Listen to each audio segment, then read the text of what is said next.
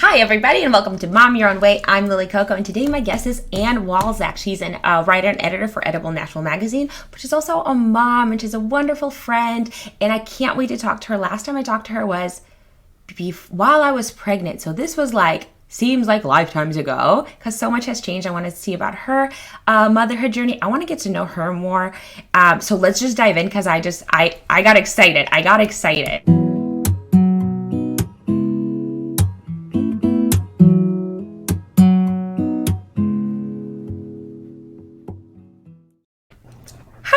And I'm so eager because in the intro I was like, oh, we haven't talked this since I was pregnant. And then the conversation came back to my mind. It was like when I had just moved to Nashville, and because you knew Jake, we got in touch, and then we spent that night talking about things you were working on and things that we were talking about encouragement and really going for it, and the dreams that we had, and kind of just really encouraging one another. And I remember being so blown away by you because I was like, wow, you're doing all of these things.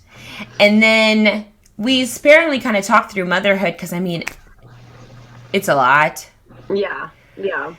At that point I was still not planning on having a family when we first talked. Yeah, I think you were pretty surprised when you guys found out. Yeah. I just was, it's not like we were necessarily trying to stop it. I was still very much on the fence, kind of going back and forth, because for a long time before I met my husband, I didn't want to go that route. But my husband is a spectacular man, and really wanted to, and never pressured me or anything like that. But I was really kind of working through some of those things, and I was just taking a monthly pregnancy test because, I don't know how graphic we get on these things, but my cycle didn't return. So, after I went off birth control, I was on it for a very long time. So, we weren't trying by any means, but I just was taking one monthly because with my job, I write about alcohol on a fairly regular basis, and that's right. I drink at least one cocktail a day. So no one's mad at that. Just morality's sake, I didn't feel comfortable not knowing for sure every single month. So it was like every 28 days I just took a test, and it was like, didn't think anything of it. And it's silly. I feel like most people is the other way, where it's like, oh, they were still drinking because they didn't know. It's not a thought that crosses their mind, thinking, oh, what if, and you took the precaution, versus others usually are like, oh, I was 2 months pregnant and still didn't, that's right. More often the story. Yeah, I think if everything had returned normally, or if my cycle was normal, I wouldn't have paid attention. I just would have been the same way, and I just would have been kind of surprised. Yeah. And, I was drinking up until I took that on the 28th day. So, there was a solid, couple weeks at that point that was going on. But, the human body is built for that understanding. So, yeah. Nothing to be worried about. And I'm not a heavy drinker by any means. I drink every day, but not in a large quantity. So nothing was concerning there for me. I just wanted to feel morally good about what was going on. And so I took the test just as standard. It was the 28th day. My husband went to take his car in to be serviced, and then you took yourself to get serviced. So I took the test, and then I got on a conference call for work. It was my Monday call, and left it on the counter, and I came back after the call to just throw it in the garbage. And it was so positive. It was like a neon sign. It's it was so brightly positive, and I just kind of fell down on the bathroom floor because I feel like that's a country song. Instead of the neon signs in the bar, you had the neon sign of now changing your life, and now this was a neon sign of your pregnancy. So a little more likely to listen to than the neon signs in the bar. Yeah, I get that. But yeah, so it would just knock the wind out of me. I had no idea how I felt about it, to be honest, because I just wasn't expecting anything along those lines. But yeah, when we first talked, you were about to you had just found out you were having your baby, and I knew your husband from a long time ago, another lifetime ago. And I feel like now every oh, that's exciting. So I was yeah. excited to meet you and talk to you and talk to the I, woman who swept him off his feet. And we just had a lot in common. And it was fabulous to listen to you because vice versa. I just think that you're just unbelievable in everything you've accomplished and you're continue so to accomplish. So You're so sweet. I'm constantly working through a mental block, and this is what Jake has to deal with daily, because sometimes I'll be like, oh my gosh, you liked my video? He's like, yeah, I think you do really good content, you do really good stuff. And I'm like, wait, you really liked it? And like, I'll throw away my stuff. He's like, why didn't you post this on Facebook? This is so good. And I'm like, oh, I didn't, it was like a throwaway thought. He's like, no, this is so good. And like, I tell myself that the stuff I'm creating is kind of trash. I use the word, this is just a trash thought, this is trash videos. And he's like, just be you, do you. But I'm so intimidated. Before we hopped on, for anyone listening, we were talking about how Anne is really brave of doing Instagram Live, and I am terrified of it. not brave. I have to do it, but, but I wish I were braver. I'm working on it. Well, maybe that's something to think about too, because I often will also do things that will push me towards an edge when it's almost someone else's when I'm like an employee of someone else, because it's like, well, I'm doing it for them, and so the responsibility almost gets transferred. Whereas if I have to do it for myself or my brand name, if you will, I'm like, I become 100% accountable, and then I'm like, since I don't force myself to do it, I almost don't want to, and I backpedal. I'm like, I'm not good enough. I don't want to do it. And like I said with Instagram, I don't know what, I took like a few days off, and then I hopped on, and it seemed like everything really shifted, and it was like those filters everywhere. They're like little sepia, but like really aesthetic-y and cute. And I'm like, man, I am just not fitting in that like really polished look. And so It's just like I gave up on that a long time ago. Like I try to fit in just enough, but genuinely, like I'm just never gonna be that person. I'm totally okay with that. Like I love that. I'm never gonna look that way. I'm never gonna really act that way. I don't know. I just don't. I want to fit in just enough, but I'm not. I don't even know really how to stand in a photo. You know, I was in a wedding last week, and there was somebody there who is phenomenal on Instagram and has a great presence. And I said, "Tell me where to put my feet. What do I do with my hands? I just feel I'm very awkward. How do I smile and not look like this? You know?" So I'm not going to be that person. I lean into that and I embrace that. I'm totally okay with my like weirdo quirks. And in fact, I'm just much better when I remember that like it's usually my husband who is taping me. And if I can vamp off him or if he's even in the frame, I'm way more natural and the way that I usually am. Yeah. Because I think there's something there with who I usually am. That's fairly entertaining, but when I try to record it, I usually don't come across that way. I'm just stiff or awkward.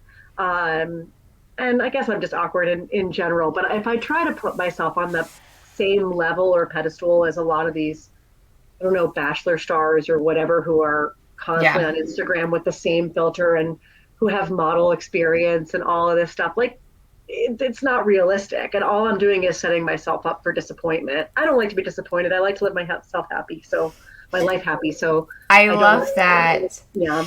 I was also reading it recently somewhere about comparison in general and how comparison is the theft of happiness. And I'm just kind of like, that's it. And that's the only thing that kind of really holds me back often is that I'm like, well, I'm not as this or I'm not as that. And I set up these expectations that I'm really working hard to let go of. And within the last like 3 weeks, it's been this journey of like, I'm just going to post what I want to post. I'm going to talk about what I want to talk about. I want to film me and my family and my husband and just who cares, you know, just really dive into it of like being me. So it's been kind of refreshing, but man, does that feel good to hear you say that though? Because like I said, I put you kind of a little bit on a pedestal, I think unintentionally, but just because of all you've accomplished.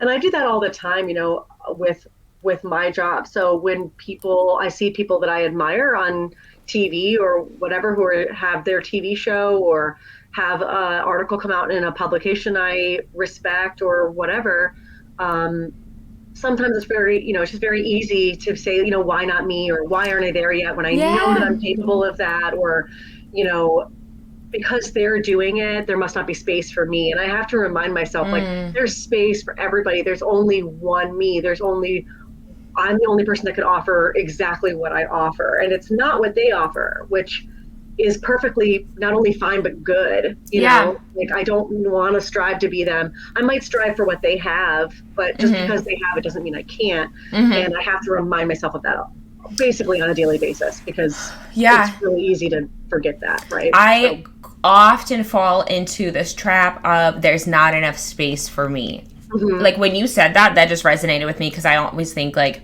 well, they're already doing it, so why would you do something similar if they're already doing it? Something that helps me personally is like when I think of songs or songwriters or singers where it's like each one of them can sing the same song, but we'll still like them differently because each one has a different voice. Right. Technically, they're all singing. What would be if there was only one singer? Right? Exactly. Or if there was only one hot sauce, you know what I mean? Like it's or if there's different same alcohol, if everyone only drank the same one instead of having the different cocktails. So I think we have to think of ourselves as that special cocktail. It might not be for everybody, but whoever loves that one cocktail, they're going to keep coming back and sharing it with others and telling everyone, hey, you got to try the Ann cocktail because it's the bomb and there's nothing else like it. Yeah, you're the cocktail. Still room for new gin brands, even after all these years. Still room for new wines. Still new, So if there's still room for them, there's still room for us, right? Yeah, we got this.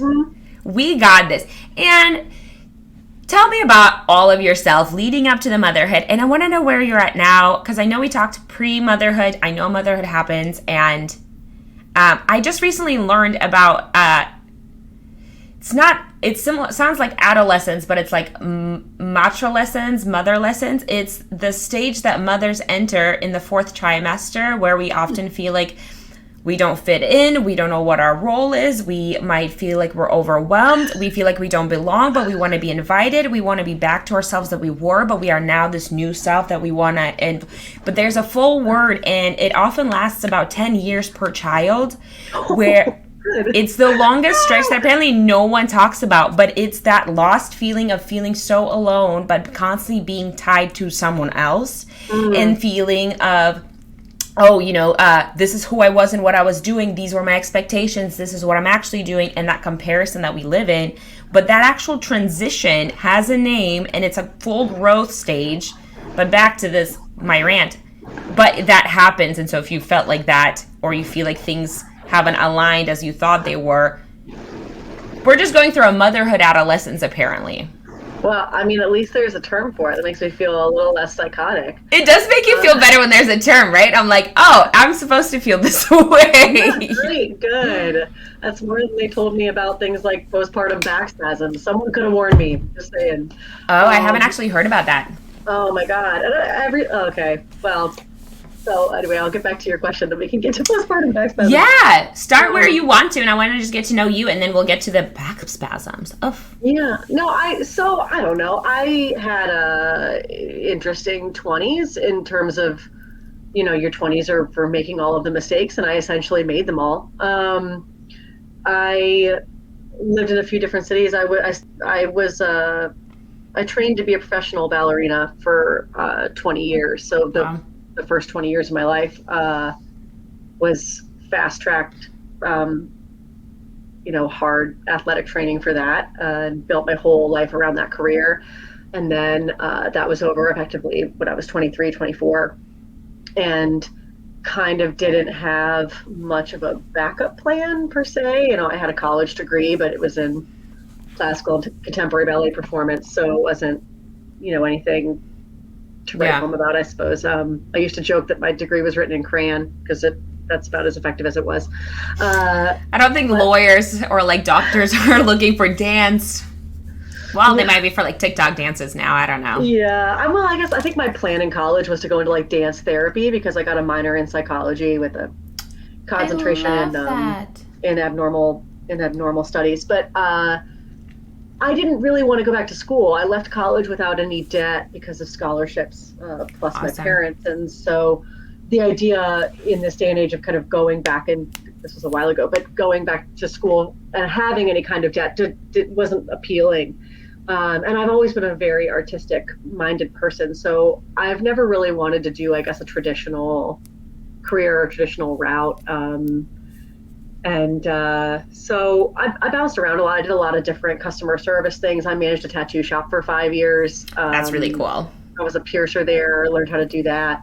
Um, all of the things in the service industry, everything in a restaurant from dishwasher to, I ended up being, by the end of that, I kind of happened to do it well. So I got various opportunities in management and things like that. And so by the time I was in my early 30s, I um, was managing restaurants and ended up at Bon Appetit Management Company, which was a contract food service company. So I was in fine dining, and we put fine dining restaurants in places like museums or, car showrooms, what have you. And So cool. so I managed the Cleveland Museum of Art, and then consulted on a few other restaurants, the Chicago area, Atlanta area, things like that. And then that came to an end in 2017. The company downsized. The fine dining department was the first one to go, so I was one of the people to go. But it was really good timing because the company kind of, for me, lost a lot of the values we shared when I signed on, became not what they were really going for anymore. So there was a disconnect there, and it was really a good thing. But I had no idea what I wanted to do. I had a lot of severance pay, and so I just kind of traveled for 9 weeks ish, and thought about what I really wanted to do. And back when I was going to college, I wanted to dance, so I pursued that. But if I hadn't danced, I had good scholarships and pushed toward the writing, the journalism side, because I was a natural writer in school.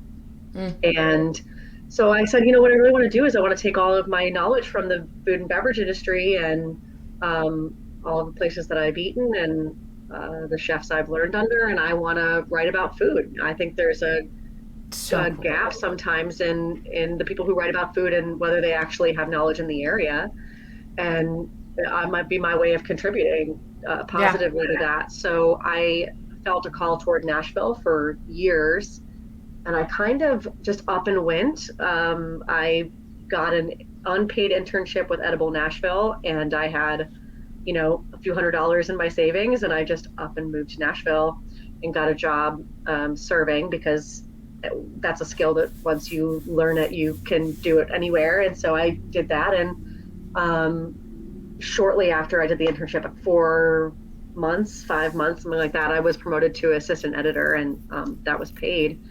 And a year after that, I was associate editor, and now I've been associate editor for 3 years for them. And in 2019, so just a little over a year after I moved to Nashville, I went fully self-employed as a writer and editor, and now I work for a few different publications, including ghostwriting, cocktail column, and so cool.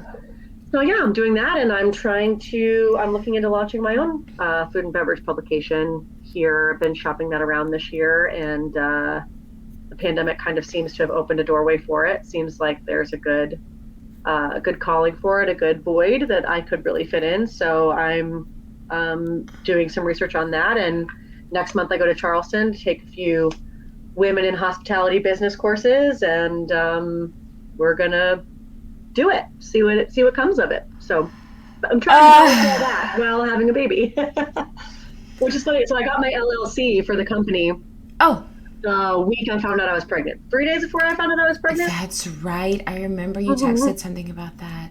So that went on hold for the whole time, because my first trimester, my only symptom was sheer exhaustion. So it's really tiring. I couldn't be vertical. Like I was lucky to make it from the bed to the couch. Oh man, you had it hard. Yeah, I didn't have any nausea, any of that stuff. I was just so sleepy, exhausted. Yeah. Yeah. I love your life. You can write a whole movie on this life. Like, this could be such a cute little Hallmark movie of so much almost like a Sam Hunt who played football but then turned musician, but this was dancer turned writer, editor, launching her own company. And I've always thought my dream job would be to get paid to eat and write about food because I just love food. I just love eating. I love food so much. I think once we talked, you're like, oh, sometimes I get to go to like dinners, and I was like, that would be the best thing ever, just to go to dinners and like eat. Like that's all I ever want to do.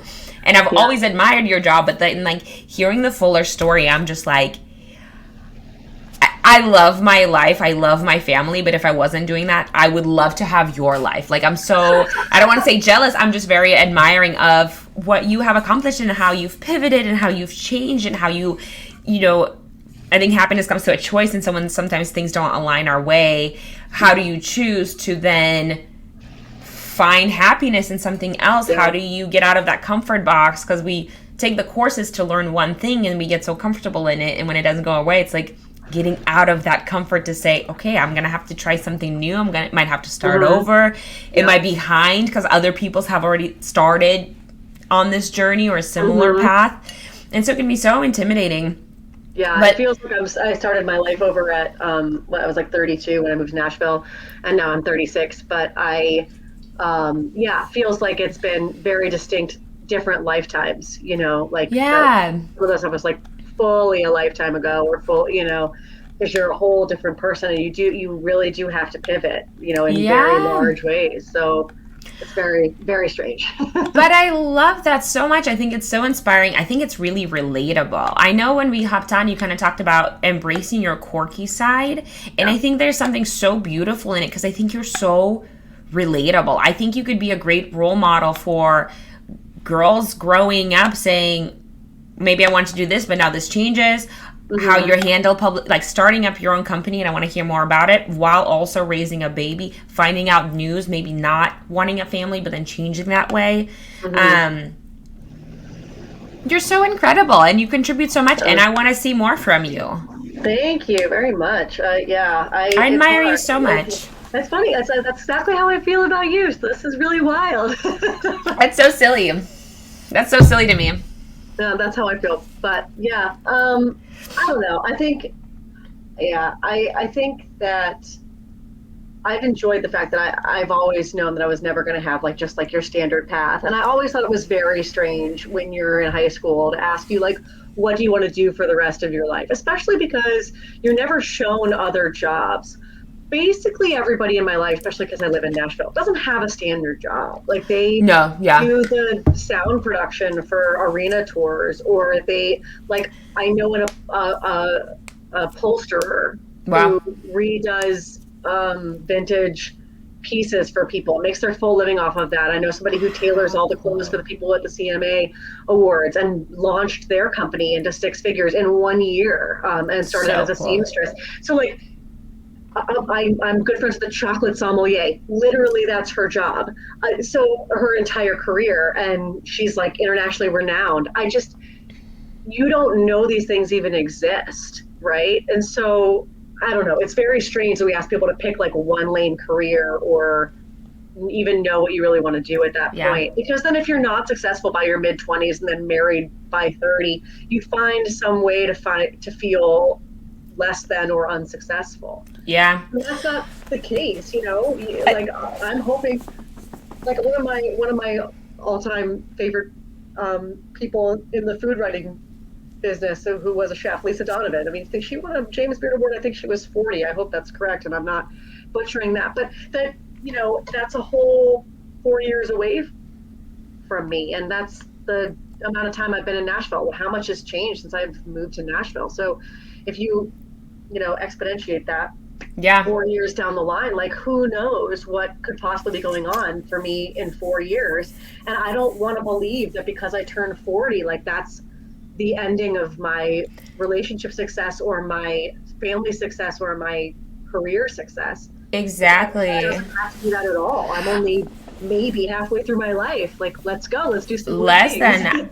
I think we should, like, as a culture, just get rid of that timeline that everyone needs to be on, because then you feel like maybe you haven't succeeded. But like we talked about previously, when we look back, we're like, oh, there's these chunks of lifetimes, and right now it seems like this is it and what it's gonna be for the rest of the time. But this is also only a lifetime chunk, and when we look back on this, we'll be like, you know, in 5 years, we'll be like, whoa, can you believe that's where we were and that's what we were doing and how different things are now? And I think right now it's just a season, you know. It's a season, and we go through it. Like in your 20s, like again, like I said earlier, the 20s are for making your mistakes and for figuring out who you are. Yeah.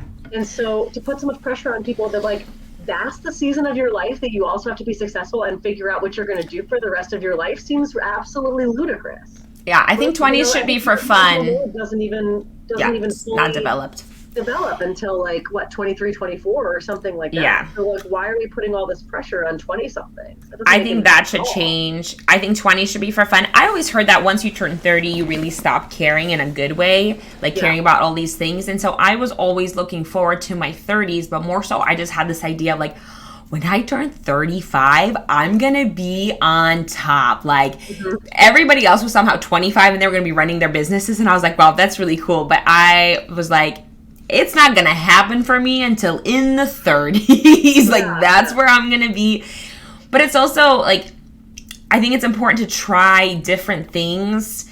And that's what your 20s are for, to figure out if you actually like something or not. It's almost like dating, you know, you date around in your careers or like whatever, and then you finally pick something. Granted, that might always change because, I don't know, like with technology today and all the social media, like before it was kind of fun, but now I like make all my money. I live off of creating content, and whether that's getting paid through brands or just my creation, that wasn't a thing 5 years ago. That wasn't a thing that anybody even talked about. Whereas now people are studying for it. People are getting hired for it as strategists. And I don't know what's going to happen in 5 more years. Right. Or 10 more years. I think I've let go of that expectation. I'm just hopeful. Obviously I get impatient sometimes, like not knowing what that is or, you know, whatever. But I think for the most part, it's just like, I feel a vibration in my future of like absolute positivity of like something is coming my way. I don't know what it is. I don't know when it is. And I get very, very frustrated, like almost on a daily of like what time that's coming to me. But for the most part, I can feel some good peace about it in terms of like, I'm on the right path. I know that it's coming to me. I'm doing everything I can. But like when I moved to Nashville, my whole mantra was like, I just have to know what I want, but I don't have to know the how, because that was always what was so threatening to me before. Like when I was eating my feelings on the couch, like wondering why I was in like a job I didn't like or was serving 3 days a week and just not happy. Nothing against servers, I just wasn't happy. So it's like, how do you make that happiness? Okay, well, I really want to do this, but I don't know how to do it, so I'm going to stay stuck on my couch and like miserable and whatever. Or, you know, you just take the big giant scary leap and you really have no way of knowing how you're going to pay your bills next month. Maybe, I don't know. I understand that's very privileged for me to say that I was able to do that, but I had a skill I've been trained for, serving bartending. I was already serving in a place I was unhappy. Why not move to a place that filled me with energy and made me feel motivated and serve there and then see what happens, try to manifest something that's going to come to me. And then you just make those connections, and they luckily came to me. All the connections have fallen into place. The day I moved to Nashville, I met my husband. And so it's like everything just kind of fell into my lap once I made the decision that was like going to be best for my energy. Open yourself up to receive all of it. Like, when I get very frustrated, especially the pandemic kind of sent me into a backward spiral a little bit mentally. But, you know, when I get frustrated, I do try to remind myself that like, don't forget, you don't have to know the how, because my anxiety wants to plan. Like, I want to know what's happening. I want to be in control. That's a big deal. But no matter what, like in life, you're not in control. And so you have to just lay back and ride the waves sometimes and just trust that you're going to get to where you're going to get to. You know what I picture you as is this beautiful sailboat, and you're just floating along. And when it happens, that big wind is going to come and carry you exactly where you need to. But until then, you technically have your motor. If you do need to get somewhere, you're just going, and all you need to do is lay on the sun deck and enjoy a sandwich or a cocktail. But that wind is going to pick up, and when it will, you will be ready, because right now, maybe you're learning how to sail. So that way, when it does come, you're able to navigate those waters, you're able to navigate those winds and get exactly where you're going. There's something to say, something you touched upon, and like opening yourself up to receiving, because I think sometimes when we're stuck of like, I don't like this job, I don't like how this is going, and getting stuck in that mindset, it's hard for good things to come along and enter because we're so occupied and filled with just the negative stuff, where it's the letting go of the expectations a little bit opens up the room for these new opportunities to come in. Because I'm the same way, where I'm like, I need to know when things are happening, and so I can plan accordingly, and I can get the stuff done, and I need to do my research, and I just need to know, motherhood has helped me let go so much of it, especially when it came to naps, where I was like, what time is going to be Paisley's nap so I can work during the nap? But if she didn't get a good nap, or what if we drove, or what if it's extended? Now it's a developmental leap, so it's going to be longer. Now we're changing to 1 nap instead of 2. And it's like, I was taking notes. I had notes of every... No, I feel that. We are like so rigid with schedules and things, and we need to be a lot less, but I don't know. It gives us some kind of peace of mind a little bit, and keeping her on a schedule like keeps her in general happier, and us less dealing with any kind of fussy baby or, whatever. So yeah, we're real rigid about that. We should probably be more flexible, but I've started getting more relaxed because going through developmental leaves, because then it's when she wasn't meeting the certain standards, it became, instead of like, oh, she has to be, napping by 2, it was more like, oh, well, she had the awake window of like 2 to 3 hours, so I want to make sure she gets to bed or has the opportunity to, so she doesn't get overtired. Then I don't have to deal with the fussy. But it, every few, especially in the first months, it changes. Kind of like 6 to 12, especially. The last few months, we've been we've been more flexible in that, and like understanding. Also, just like that, she is just human. So like some days she's gonna need more sleep, but some days she's gonna need less sleep, and that's just the way that humans are in general. And we're better in the moment of like, oh, maybe she needs to go down right now, or like, oh, she's not ready to go to sleep. Like, so the only time we kind of nudge her toward the nap is when it's like, oh, this is gonna really affect your ending bedtime, or whatever, gotta wake her up to make sure she gets enough feedings in, or whatever happens. But yeah, we've been better at it as she's gotten older, for sure. How old is she now? 8 months, 1 week. Wow. Tell me a little about your motherhood, and then we keep kind of going around, but I want to know your personal journey of what you're starting up, because I admire you so much. I want to know everything you're doing. Oh, you're so sweet. It's true. No, so I mean, motherhood's good. Like I said, it was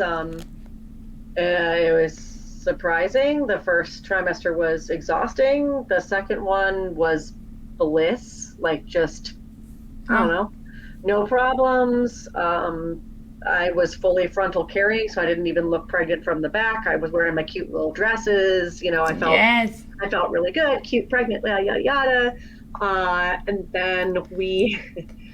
So I didn't say this on like social media or anything. I wasn't open about it, but my 30th week, I went to Atlanta on my baby boon, and I fell down because pregnancy brain made me a little reckless, and I broke my shoulder. Oh.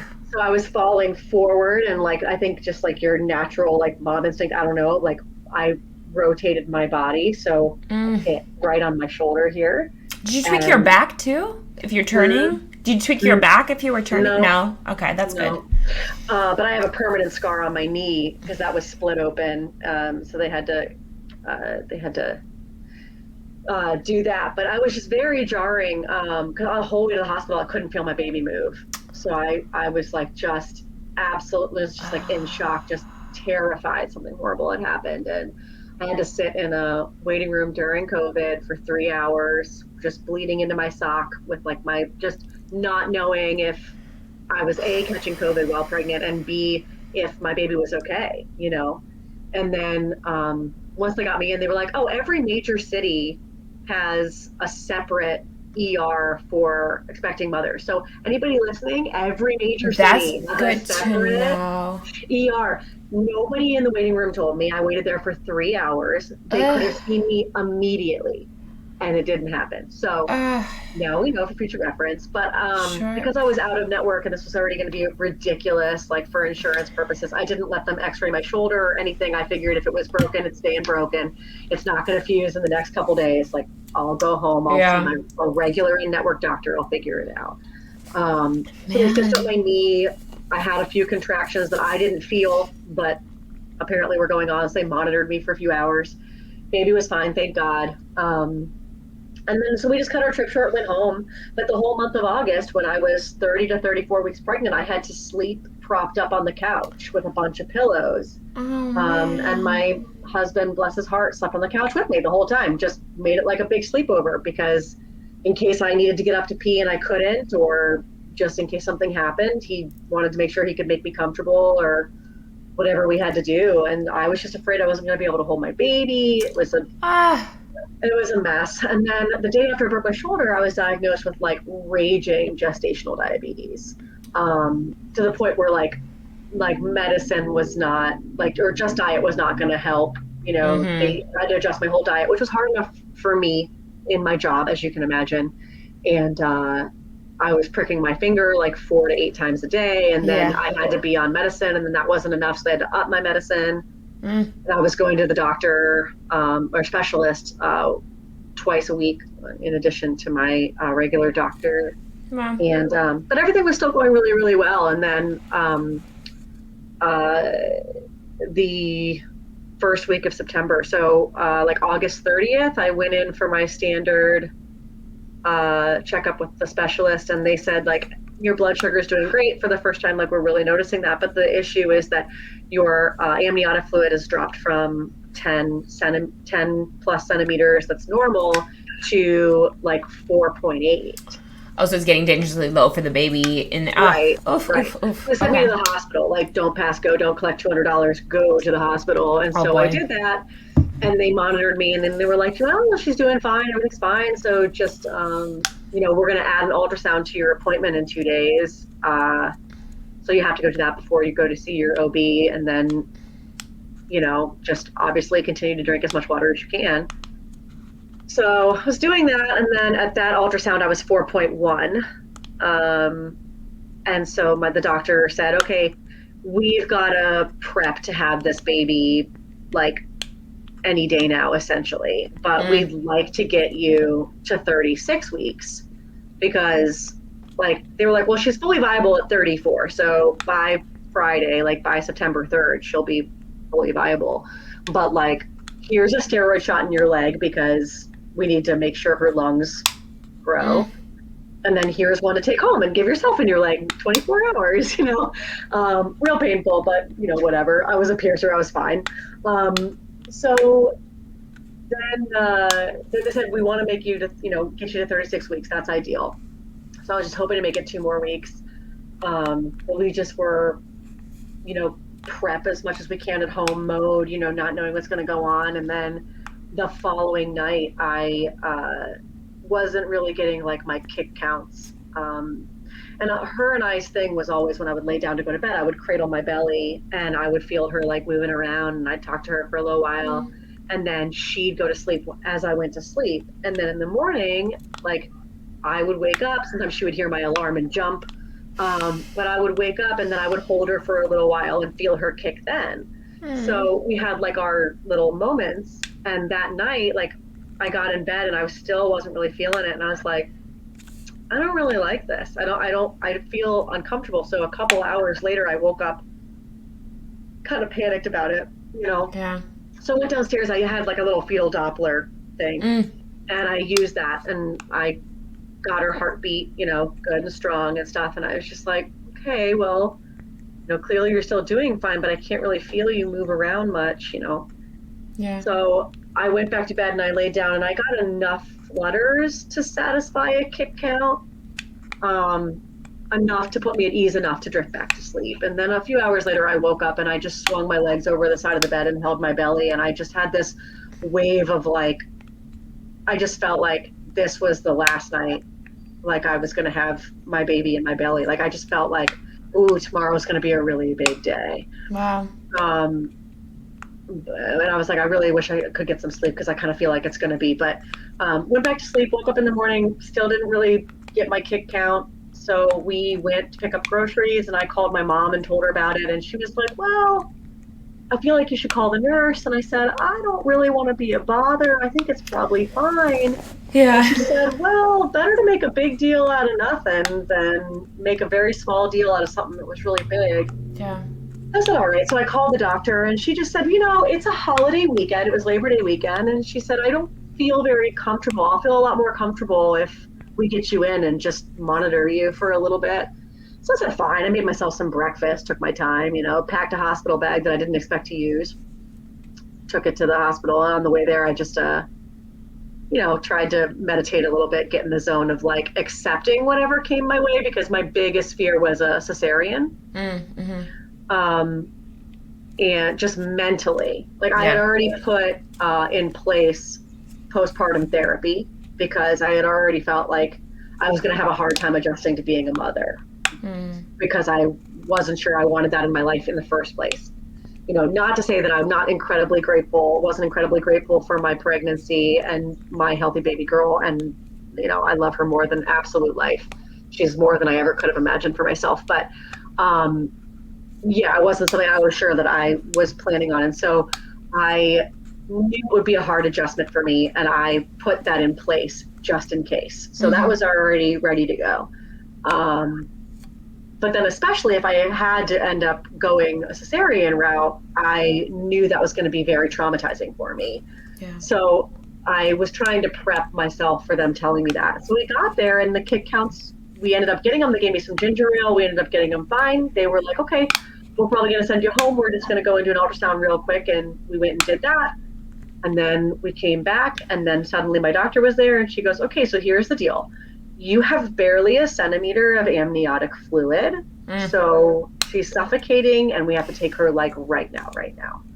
And so, yeah, they just whisked me away and she was out by 3:58 that day and went right to the NICU. And they warned me. They said, just so you know, like she probably won't cry out because her lungs probably aren't developed enough. It was like exactly 34 weeks. And then when they took her out, she let out a big wail and everybody went, hurrah!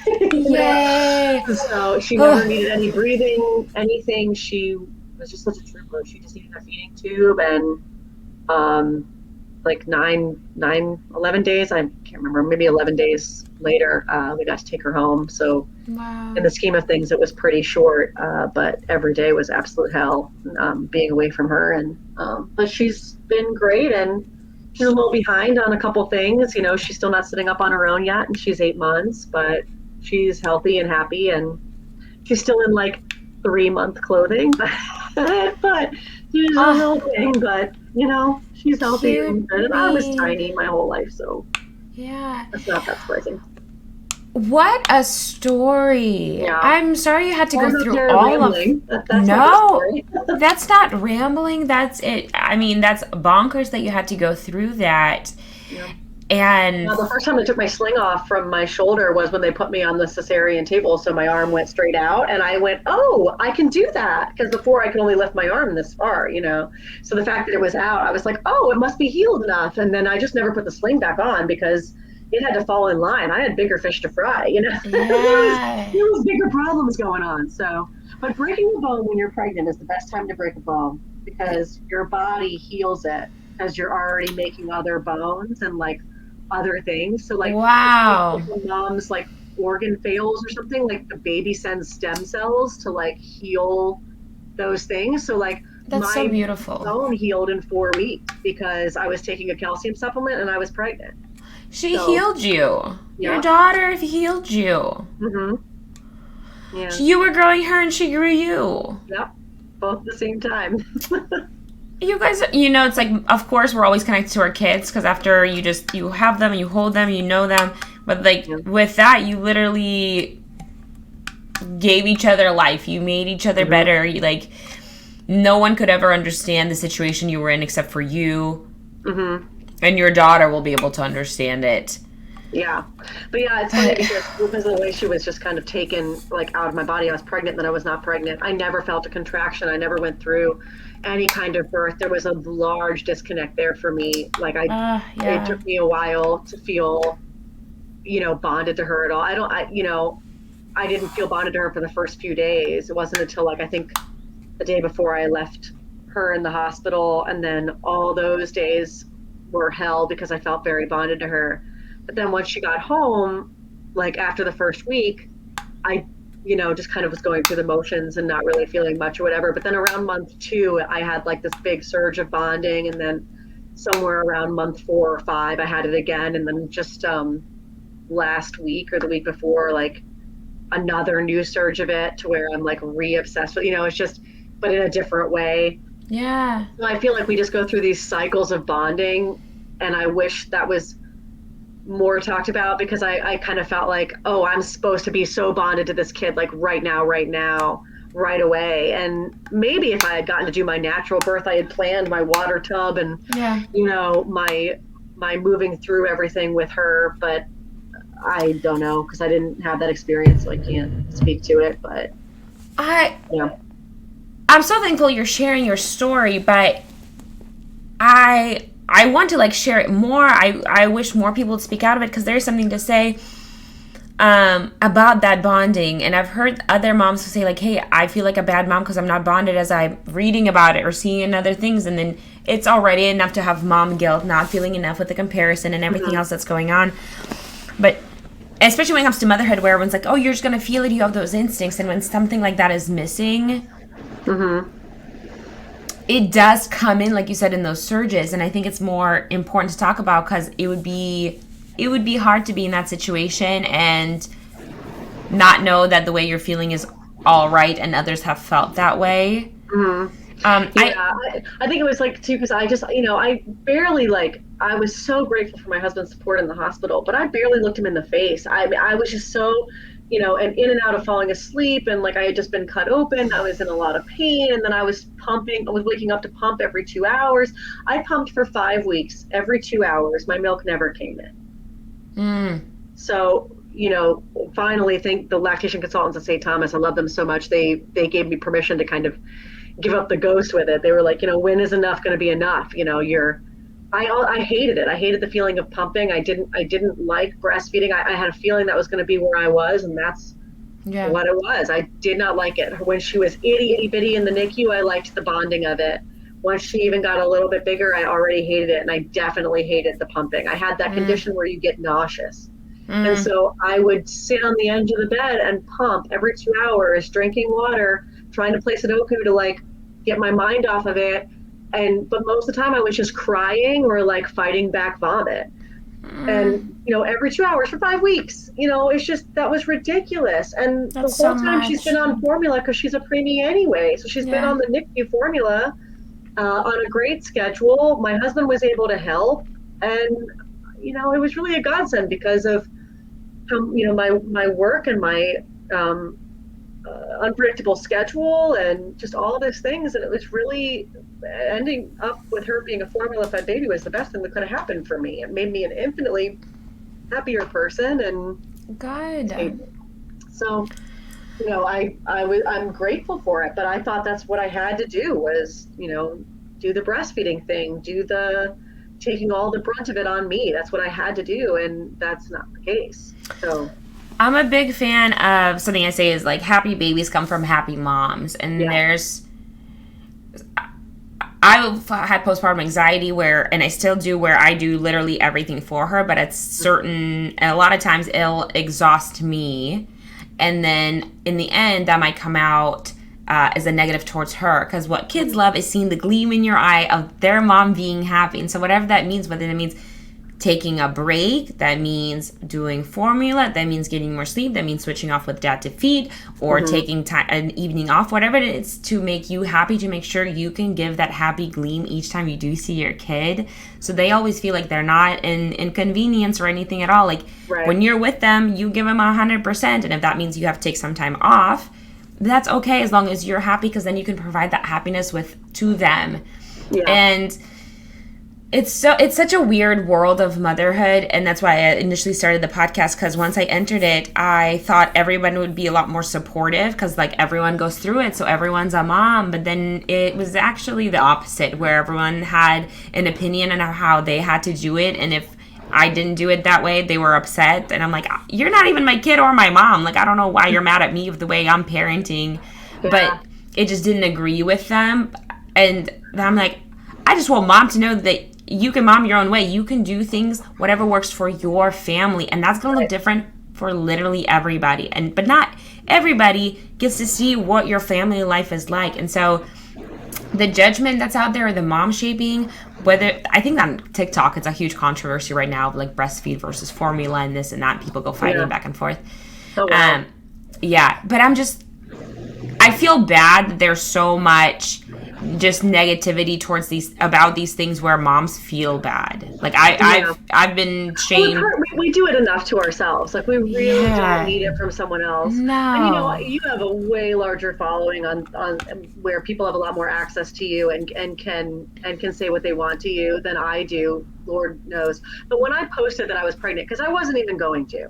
I ended up posting more for other people than for me, to be able to, have whatever experience they needed to with my pregnancy. But, I would have been fine to like quietly have my child and like call it a day. But I just wrote on there, like, if you reach out to me with any advice that was not solicited, I have zero space. I have zero space for it. I can tell you that right now. And I'm not somebody who is afraid to speak my mind, especially when I know that it's warranted. So, it's really not a line that you want to cross with me, and nobody has. I don't know if that's just because my following is not large enough and nobody gives a crap about my life. That's probably the case, or it's just because people know that like that will last exactly 2 seconds. I'll love you, I'll take you off I don't need that energy.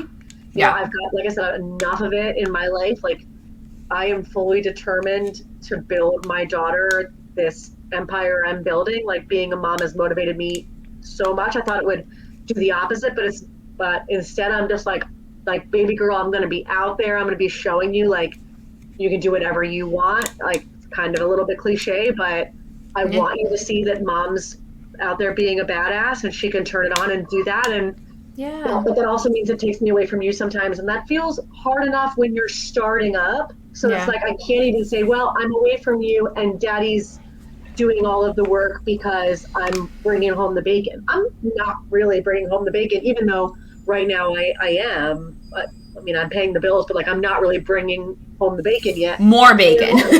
So it almost feels like, it feels like, well, I probably just shouldn't go out and do this because I'm inconveniencing my husband who has to stay with her, or whatever. Like, this is fully what he signed up for, right? Like, I said, if we ever did this, like, I have a lot of things I need to accomplish. I want to accomplish. Like, I can't have anything stand in the way of that. And he was like, you won't. Like, if I stay at home dad it, if I do whatever, that's what I do. I'm happy to do that. And it's like everything I've ever wanted to do. So great. And I know that he feels that way. But for me, that would be awful. So, like, what they say in therapy is like, the story I tell myself is that he must be miserable. Because that's how you would have, because it's how I would feel, but it's not all how he feels. So, there's just, you have to have a good, healthy amount of communication there. But like I said, it's enough guilt. I don't need somebody else coming in and telling me something. I was at a restaurant opening, I don't know, a couple months ago. Of course you were. I'm telling you, I'm so jealous of your life. I think it's so cool. And somebody said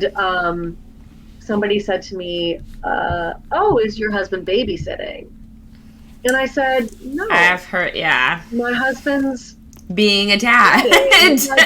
He's a full parent. He's a full co-parent. Like, if it's very frustrating to me, because if he were out working a gig, not a single person is asking him who is taking care of the child. Yeah. They know full well, like, mom's probably taking care of the child. Moms are often the default parent. I, through Motherhood, learned more about default parenting, what that actually means. Yeah. And what's expected of me versus what's expected of you. You know, if a child has a meltdown at Target and it's with me or it's with you, there's very different connotations to parenting. Yeah. There's this, like, not meme, but like a series of pictures that was going around Facebook for quite some time. But it was the comparison of, like, if dad brings home the fast food, that everyone's like, oh my gosh, yay, good job, daddy, fun night, daddy's so cool. And then if mom brings home the fast food, it's like, oh my gosh, you can't cook for us, you don't love us enough to make us a healthy meal. And similarly of, like, if the dad's if the dad and the kids are watching TV, it's like, the dad's so fun, we're having so much fun. But if the mom watches TV with the kid, it's like, oh, you're a terrible mom, you can't play with your kids, you're just watching TV. So there's, like, double standards that are commonly seen. And again, those opinions are coming from people who are probably not in a family. You know, like if Hmm. you have a family, you know what it actually takes, how much work goes into it, and how responsibilities have to be divided. And whatever that looks like in your household, that's how it looks like in your household. I think everyone can just, Yeah, I mean, or they're in a family, but they're just like not. Most criticism I feel comes from people who are unhappy with their situation, whatever yes. it is. I've been criticized for being thin my entire life. I had, Mm, especially when I was in the service industry, for whatever reason, people feel like entitled to like make personal comments about you or your body or your whatever. And especially things that you would never say if it was the other way around, like if I were obese or, what have you. yeah. Not that you should ever make any comment about anybody's body or anything. You never know what anybody is struggling with. But those Yeah. people are usually upset, right? Like they're not upset at me for being thin. They're upset because they see me eating what I want to eat and they feel like they can't. So they're going to want to put me down, right? And Yeah. maybe they're in a situation in their family in which they're not necessarily happy or they have to make a ton of sacrifices to do what they really want to do and they don't really want to make those sacrifices and they see you living your life in a way that's different than that and they feel like they need to criticize you because you don't have to do the things they have to do. Yeah. um, when I went into a different career that was not like a 9 to 5, I got a lot of pushback from some people in my life that was just like, oh, like you can't really make money or you can't, blah, blah, blah. And it's like, well, you're probably saying that because you wish you were, Yeah. right? It's silly that it comes to that kind of stuff, but it's so common. It usually comes from people closest to us, and it somehow comes from love because they want to make sure you're safe, Mm-hmm. or like you have enough money or you're financially stable, whatever the situation might be. But uh, it just comes off from insecurities Yeah. or things that they're afraid of, and it's always somehow like a projection or a reflection. Yeah. And I've recently read somewhere to just not even ask people for advice because they'll give it from their point of view, whether they're fearful of it or maybe they're too excited. They might not calculate all the steps that you've already thought of. And Yeah. so usually when we're asking for advice, we're all looking for confirmation, unless somebody we really trust and we would take criticism from well. Aside from that, people just want to put their spin on it, and it's going to come from their fears, their insecurities, their whatever. And although they might mean to do it through love because they're watching out for you, it often just comes out in this like really negative, unsupportive way where you're just like, thanks for Yeah. nothing, thanks for not Yeah. believing in There's me, very thanks few for people not. that I'll ask for advice from. Otherwise, it's just I consider it completely unsolicited. Like I said, I don't really have much space for that. Yeah. Sometimes it's like something that's helpful, and it's like, oh, well, thank you very much, but that's very rare. So it's like I'd rather you just not say anything unless I ask, and then it's going to be from a couple people, right? Yeah. So yeah, you know, I'm proud of you. You've done a lot of stuff, and I really, really love your story. I really didn't know a lot about it, but you're a really badass chick, and your daughter's really lucky to have you. I think you really are gonna show her all this stuff, and I think a lot of it's for her, but a lot of it's for you as well. These oh, are yeah, your dreams, your goals, and you're literally stepping into them and making your dreams come true, and that's yeah. inspiring for so many. I'm fully aware of like, I'm not that person that's going to say I'm doing this for my daughter. Like I'm not. I'm doing it for me, but I'm motivated by wanting to show my daughter things, I like, love that. and be an example for her. But like, I'm fully aware I'm doing it for me. But because I'm doing it for me, like you said, like happy moms, happy kids, like because I'm doing it for me, I am a much better mom to her. Like my things I learned when she was very young was like, I need to keep my sleep. So like we did the taking care of babies program. Like no shame in that. She's an amazing sleeper. I need my sleep. I'm a Amazing. horrible mom if I don't get it. No. So sleep, I need my husband to, do the majority of the daily care so I can do what I need to do, job wise. But that being said, I only recently, when she was like 7 months old, started getting back into stuff. She had 7 months of just her mom and dad constantly, 24/7 with her. Yeah. And I think that's wonderful and magical. And because we both work for ourselves, like we were able to do that, and give that to her. But yeah, so we're still working that out, like how to balance those schedules. It's still very strange and trying at times, but at least I feel like it's possible. There were certainly times when I was starting to get back into this. I was like, well, there it goes. There goes my career. Can't do it. I don't know. This is It's too hard. hard. We can't do both. It's hard. It Some really people is like hard. you know, I look at you and what you're doing and I'm like, okay, so like it is possible for people. So I've really got to figure this out. I You don't know, know what you're talking about because I'm constantly like, I don't have time for any. I'm like, during naps, trying to like edit and write and post, and then at yeah, nighttime, I'll do pre-production of trying to do something, and then I'm like, oh, she woke up, now I gotta run, put the phone down because I don't want to have it with her, and so I'm like, yeah, that's constantly be. either. But it's like, meanwhile, what we see is like, okay, so this chick started a skincare business, a podcast, a YouTube series about teaching your kid things. Which, by the way, I've flagged a whole bunch of activities for when she's around your daughter's age that we Yay. can do. But like, yeah, I mean, obviously it'll be a little easier when she can sit up and play on her own. Like that'll open up a lot of doors for us that we just don't have right now. I try to Yeah. remind myself of that and soak in like exactly where we're at. But yeah, it's a very strange tightrope game of like I Take can't only work when she's napping because that Yeah. means I only get like 3 hours of work a day, and that doesn't. Yeah. pay the And it's bills. hard when it's like only 1 hour nap and then you're just like waiting for the next nap to just like kind of finish and then you're like, Yeah. never mind, I guess I And don't get to most it. of my work is like I have to like go and I have to go and do things Yeah. and yeah, I mean it's a very strange kind of predicament to be in. But like I said, I figured out things that I needed, which was just like I need to be able to pursue my job. I need to be able to have sleep. I need to have Yeah. 50% of her feedings done by my husband. At least there, and he needs to take the brunt of the care during the day. And those are the things that we've worked out, and it's made both of us happier parents. Amazing. And so yeah, I mean, just you do whatever works for your individual family. Exactly. One of the reasons I liked the Taking Care of Babies program is because she's like, here's the info, but Mhm. at the end of the day, it's whatever works for your family and Yeah. your kid. And you know your kid. I don't. I'm through a computer screen. Like I don't Yeah. know your kid. So yeah, she took to that very well. But other than that, we adjust it to what works for her. Good. Outside time really works for her. Like she can be fussy, it resets her. Outside. Outside is, I would say water, outside, or whisper. Wow. Water, outside, whisper. Get them to splash. Actually, I was going to mention, so take the time to getting them to sit because my mom told me, it's like, don't hurry it, because once they sit, then they stand, then they start. Now Paisley's just running, and I'm like, she's just going. She was slow. She was the slow kind of potato, and now she just goes. And I'm like, girl, like, hold up. And so take their time. Don't compare it to anybody. But no, I'm not. Until the doctor tells me I have to be concerned, I'm not concerned. You said she's happy, she's healthy, she's fine. I just, she's behind. Like she should be doing a little bit more of the not puree but more mashed food. She should be reaching a little bit more for her food. She should be shoving it in her face more than she is. She should be sitting up. Those kind of things. She's not doing that. It's okay. She makes developmental strides every day.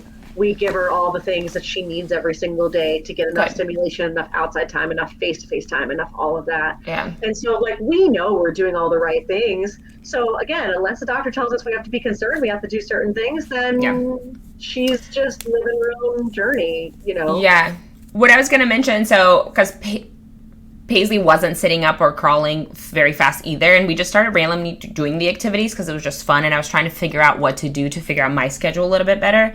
Yeah. And we randomly I was like, oh, let me grab a pan, put some water in it, do some balls, and she was so distracted and excited about the water playing, she sat up by herself on her own, and that's what started my kids' activities journeys, that because she was so interested in the little parts or like just playing in the rice and moving her hands, she would forget that she was working on the stability, and it came naturally. I was like, oh my God, she just sat by herself for the first time.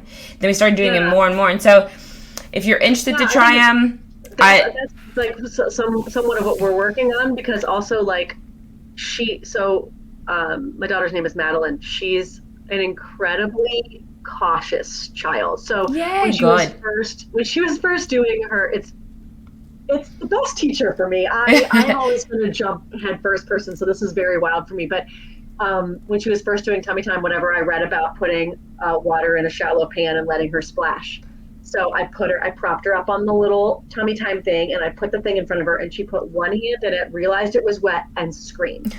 She was like, I Not don't for want to me. do this.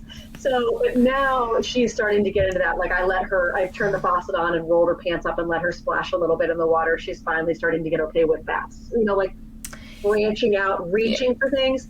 She just wasn't that way before. And so Yeah. now, yes. And I just got her one of those bumbo seats. Oh, Um, yeah, okay.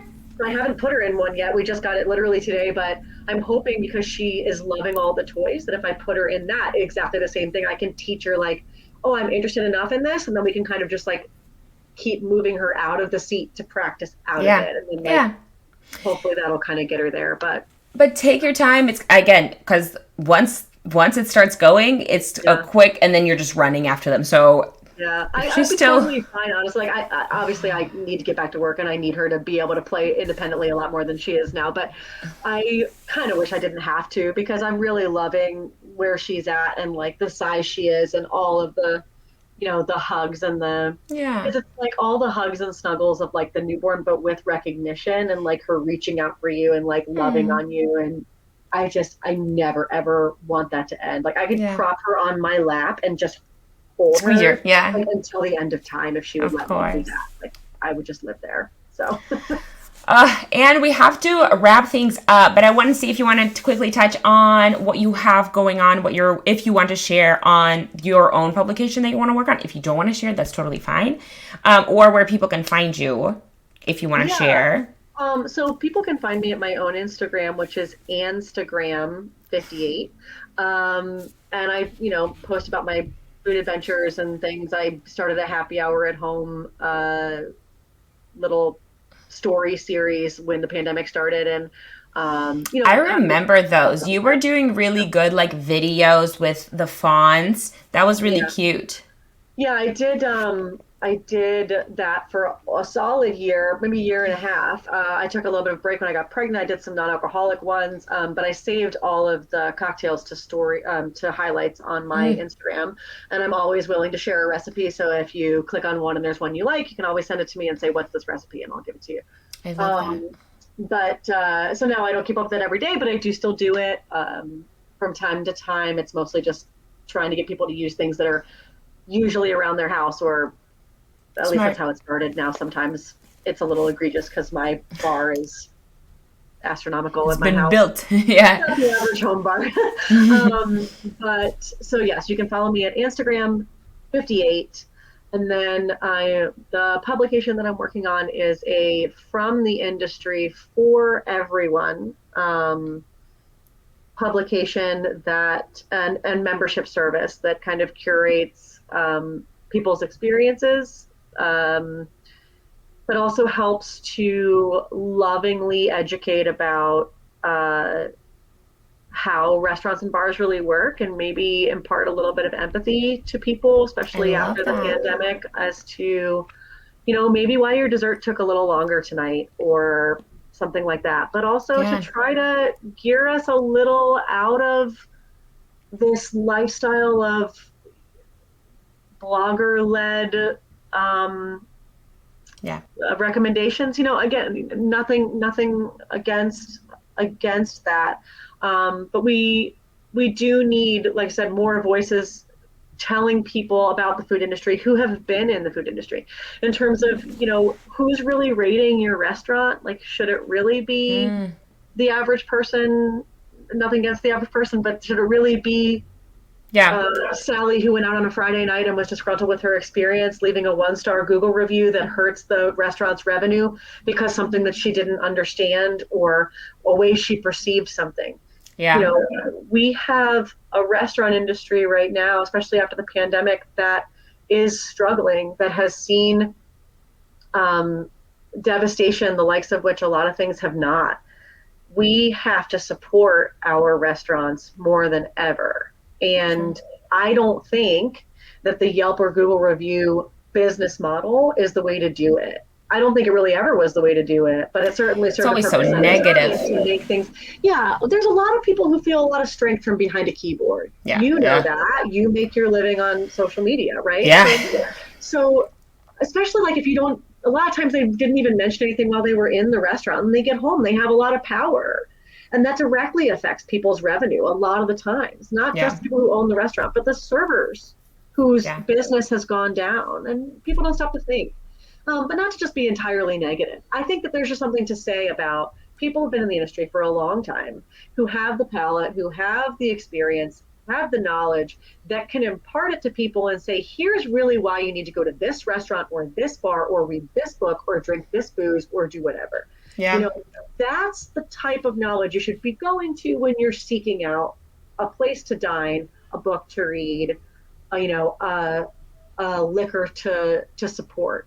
Because, we really only have our voice and our money, and that's really all that makes any kind of difference. So, like, we want to use our voice to help you spend your money in the way that you should be to support people who really should be supported, and not just because they had the best advertising or because a fashion blogger took a nice picture of the food. The picture is great. Why was it good? Yeah. Why was it good? It just looks good. Okay. But there needs to be a purpose and a reason and a thing behind all this anyway. So I am gathering my arsenal of my industry folks and hopefully launching something really, really special and exciting in the next year or so. So I'm so happy for you. I think that's going to be amazing. I'm a big fan of that. I've worked in the restaurant and also been from the dishwasher, from everything. And it's like every time, like, I wish everybody would just work in the hospitality for 1 second to understand. Just to understand it. Like when you become, like when you graduate high school or whatever, like as a prerequisite is something that would make a lot of people more empathetic or understanding, or just,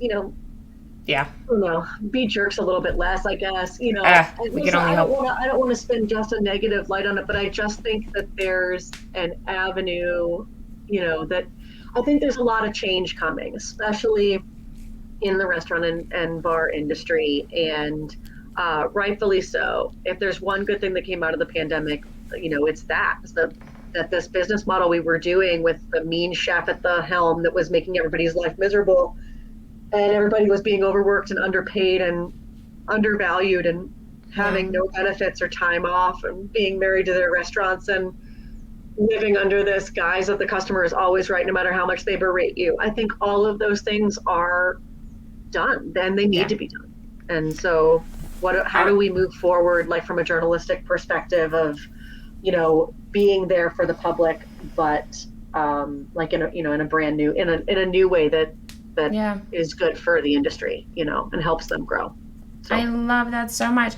Ann, thank you so much. I had such a good time listening to you and learning more about you, and I'm excited about this new venture that you're putting yourself into. And I'm excited to reconnect more again. Whenever is a good time to maybe recatch, see where you're at, or see how you're doing. I'd love to have you back on. So yeah, that'd be great. I'd also personally love to have a play date as soon as Madeline's a little more playable. Yeah. A little more like into the playing. I'd love for her to, make a little mess. I'd love that. Aww. Okay, yay. It was so good to talk to you, Lily. Thank you for having me on. Of course. You go have the best day. Enjoy yourself, and I'll talk to you soon. And I'm proud of you. I'm really proud of you. Oh. I love this podcast. You're fabulous. Thank you. All right, girl. Talk to you later. Okay. Bye. Bye. All right. Thanks, everybody, and I will see you next time. Bye.